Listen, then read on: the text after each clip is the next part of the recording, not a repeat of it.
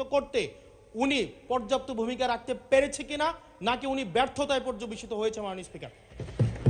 মাননীয় স্বরাষ্ট্রমন্ত্রী। ধন্যবাদ মাননীয় স্পিকার। এটা প্রশ্ন হলো না পল্টনের বক্তৃতা হলো বুঝতে পারিনি। আইন শৃঙ্খলা পরিস্থিতির উন্নয়নে 6 মাসে স্বরাষ্ট্রমন্ত্রী সফল হয়েছে কিনা এটা একটা প্রশ্ন। তারপরে ব্রাহ্মণবাড়িয়া জেলায় সিনেমা হল কেন নাই সেটা আরেকটা প্রশ্ন। কোন খাতে কত হত্যা হয়েছে, জখম হয়েছে ইত্যাদি যে ডাটা দিলেন, সেই ডাটাটা কিসের ভিত্তিতে দিলেন, কি পরিসংখ্যানের ভিত্তিতে দিলেন, সে স্ট্যাটিস্টিক্স বড়টা কি আমি জানি না। মাননীয় স্পিকার, আইন শৃঙ্খলা পরিস্থিতির উন্নতি হয়েছে কি হয় নাই সেটা তো দৃশ্যমান।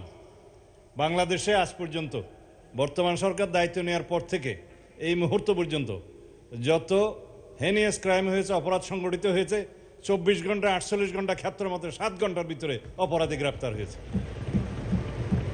আইনের আওতায় আনা হয়েছে। এবং সামাজিকভাবে যে কোনো স্পেসিফিক ঘটনা যদি আপনারা বলতে পারেন, সেই স্পেসিফিক ঘটনা আমি 300 বিধিতে বিবৃতি দিতে পারবো। আজ পর্যন্ত সামাজিক চাহিদার ভিত্তিতে এবং যেগুলো আলোচিত হয়েছে, যেগুলো আলোচিত হয়ও নাই, সেরকম যেগুলো ঘটনা অপরাধ সংঘটিত হয়েছে, সেটা সমাজের চাহিদার ভিত্তিতে সংক্ষিপ্ত সময়ের মধ্যে যাতে বিচার কার্য সম্পন্ন হয় সেজন্য আমরা সহযোগিতা করেছি। বিচার করার তো জুডিশিয়ারির কাজ। এইভাবে রামেসা থেকে শুরু করে রংপুরের ইদানিং 4টা যে হত্যা হলো সেই পর্যন্ত সমস্ত কিছু দ্রুততম সময়ের মধ্যে এই পুলিশ বাহিনী, আইন শৃঙ্খলা রক্ষাকারী বাহিনী গ্রেফতার করতে সক্ষম হয়েছে এবং আইনের আওতায় নিয়ে এসছে। এইখানে কোথায় কি ব্যর্থতা আছে বলতে হবে। মানে স্পিকার স্পেসিফিক্যালি ডালাওভাবে স্বরাষ্ট্রমন্ত্রী ব্যর্থ হয়েছে বা আইন শৃঙ্খলা রক্ষাকারী বাহিনী ব্যর্থ হয়েছে বা এই সরকার আইন শৃঙ্খলা পরিস্থিতি উন্নতি হয় নাই, এগুলো পল্টনে বক্তব্য চলে। এটা সংসদে তথ্যভিত্তিক কথা বলতে হবে।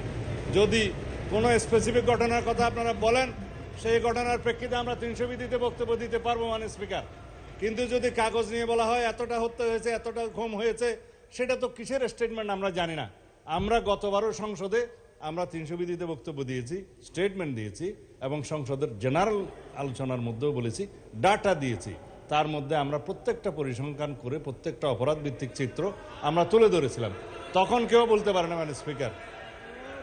সুতরাং যদি কোনো স্পেসিফিক ঘটনায় বাংলাদেশের আইন শৃঙ্খলা রক্ষাকারী বাহিনী বা স্বরাষ্ট্র মন্ত্রণালয় ব্যর্থ হয়েছে কি হয় নাই, সেই বিষয়ে যদি আপনারা নোটিশ আনেন, তখন আমরা ডিবেট করতে পারবো।